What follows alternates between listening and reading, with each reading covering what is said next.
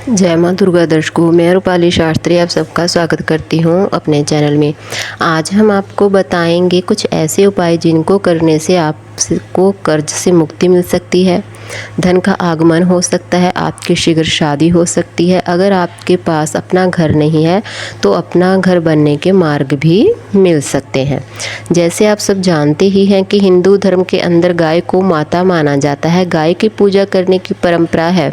उसी तरह से सांड के बारे में भी यह कहा जाता है कि उनके अंदर नंदी महाराज का वास होता है। नंदी जी भगवान शिव का वाहन माने जाते हैं, इसलिए माँ को रोटी खिलाने की परंपरा है। अक्सर उसी तरह कुछ लोगों को देखा गया है जो कि सांड को भी रोटी खिलाते हैं या फिर सांड को गुड़ भी खिलाते हैं। सांड को रोटी खिलाने के अनेक फ़ायदे होते हैं। आज हम इसके बारे में आपको बताने वाले हैं।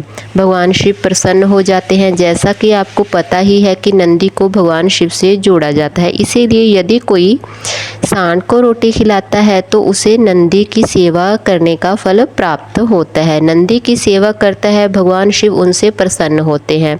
यदि आप भी भगवान शिव को प्रसन्न करना चाहते हैं फिर आपको नंदी की सेवा जरूर ही करनी चाहिए।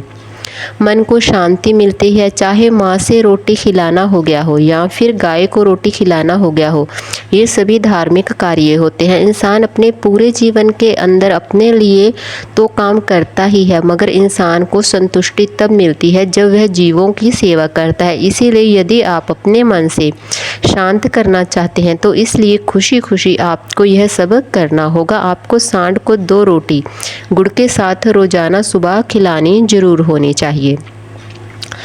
धन के लिए आपको क्या करना चाहिए? हर कार्य के अंदर आपको तरक्की प्राप्त हो, आपको धन की प्राप्ति हो, उसके लिए आपको कुछ छोटे छोटे से उपाय करने होंगे। जैसे कि आप रोज़ सांड को गुड़ और रोटी खिलाएं, इसके लिए आपको तरक्की होगी, आपका बिजनेस काफ़ी अच्छे से चलेगा। आपके बिजनेस के अंदर जितनी भी बाधाएं आ रही हैं वो फ़ौरन ही दूर हो जाएंगी। सांड को रोटी खिलाने से पुण्य प्राप्त होता है, पुण्य का काम होता है। इस पुण्य के काम को अक्सर वे लोग करते हैं जो पुण्य कमाना चाहते हैं। यह माना जाता है कि जब इंसान मरता है तो उसके साथ कुछ नहीं जाता, उसके साथ उसके जीवन के अंदर जो उसने अच्छे कर्म किए होते हैं बस वही उसके साथ जाते हैं। जो अच्छा कर्म करता है उसको अच्छे लोगों के अंदर जगह प्राप्त होती है और जो बुरा काम करता है उसे नरक के अंदर जगह प्राप्त होती है।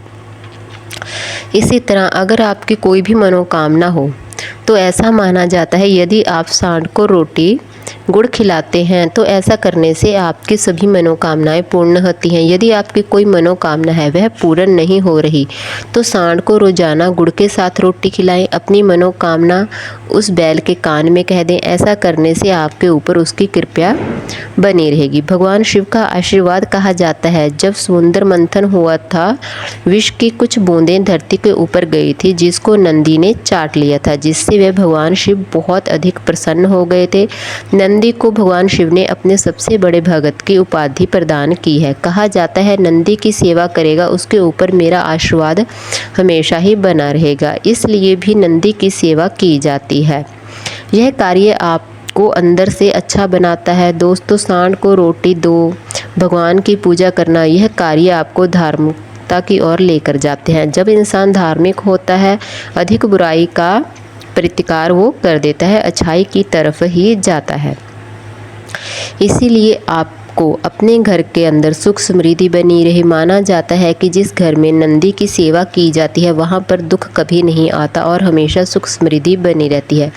यदि आप अपने घर में सुख समृद्धि चाहते हैं तो रोज ही नंदी को गुड़ के साथ रोटी खिलाएं, आपको बहुत ही फ़ायदा मिलेगा। अगर आप पर कर्ज बहुत बढ़ गया है, आपकी आय इतनी नहीं है कि आप कर्ज चुका पाएँ, चारों तरफ से आप परेशानियों से घिरे हुए हैं, तो भी आप सुबह सुबह 2 रोटी गुड़ के साथ नंदी महाराज को जरूर खिलाएं। ऐसा करने से आपका जो कर्ज है वो उतर जाएगा। इसी तरह से अगर आपके बच्चों की शादी नहीं हो रही है, शादी में अड़चनें आ रही हैं, बार बार रिश्ते आते हैं टूट जाते हैं, इसके लिए भी आप रोज़ाना सुबह सुबह गुड़ के साथ नंदी महाराज को रोटी खिलाएं। ऐसा करने से भी आपके बच्चों की शादी की रुकावटें हैं वो दूर हो जाएंगी। सबसे बड़ी बात, अगर आपका घर नहीं बन रहा है, आप किराए पर हैं, बरसों से आप अपना घर बनाने की इच्छा रख रहे हैं, तो आपको हर मंगलवार को सुबह नंदी महाराज को गुड़ के साथ रोटी खिलानी होगी। अगर रोटी नहीं कभी हो पाती तो आप अकेला गुड़ भी नंदी महाराज को खिला सकते हैं। तो आपको हमारी जानकारी कैसी लगी हमें कमेंट कर कर ज़रूर बताएं। जिन लोगों ने अभी तक हमारा चैनल सब्सक्राइब नहीं किया, कृपया वो चैनल को सब्सक्राइब करें, लाइक करें, कमेंट करें और शेयर भी ज़रूर करें। जय माँ दुर्गा।